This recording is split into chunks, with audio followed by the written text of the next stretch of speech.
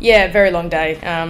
Obviously the weather is something that we can't control, and a little bit frustrating that a couple of times we got on, it was a pretty quick shower straight away, but something you can't control. You just have to try and sit back and kind of make the most of the time that you have off the court, and know that once you do get back on, you have to switch on straight away. How did you spend the rain delays, and how stressful were they, if they were, to kind of get ready and not? Not very stressful for me. We had a room up the top, and we were just watching the match play that's on at the moment, which was nice to kind of switch off a little bit. But we could see how quickly the courts were drying. So for me, it was a matter of 15 or 20 minutes before I thought that we would be back on. Just go and warm up and get ready again.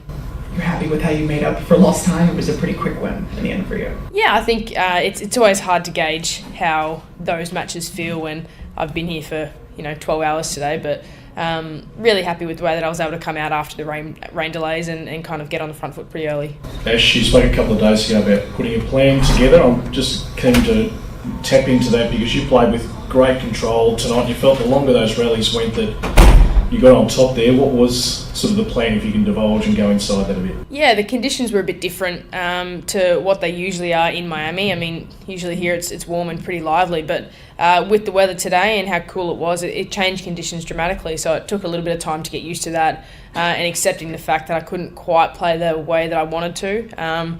But did the best with what I had and was able to, get out of some tight service games at crucial times and get a bit of a roll on. Ash, a lot of kind of milestones from this week, whether it's Petra or making your first mandatory final or top 10 on Monday. What are you most proud of over this fortnight? I think, with the cards that we were dealt at the start of the week, I'm so proud of myself and my team for trusting the process and enjoying the journey. And I think that we've had some amazing opportunities on the court to do some pretty special things. And I think now we have another opportunity in a couple of days' time to go out there and try and play a really good match. Obviously, it's another chance in the title, but really excited to be in this position. Obviously tricky either way, two tough opponents potentially for you. So can you talk separately about playing Simona, rematch in Sydney, and then obviously Pliskova, you're familiar with both?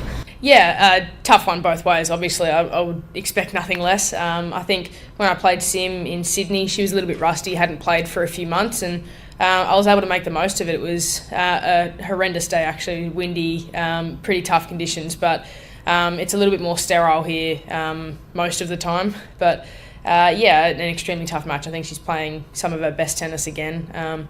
And Carolina, we've had a few really good matches in the past. I think it's split pretty evenly, actually, but played her most recently in the US Open in another big match, and there wasn't much in that either. So I think either way I get to go out there and try and play my brand of tennis, which is probably the most important thing for either matchup. And physically, how's it feeling for you? Just body's okay? Everything good as gold. No, it's. I'm very lucky to have my team with me here this week.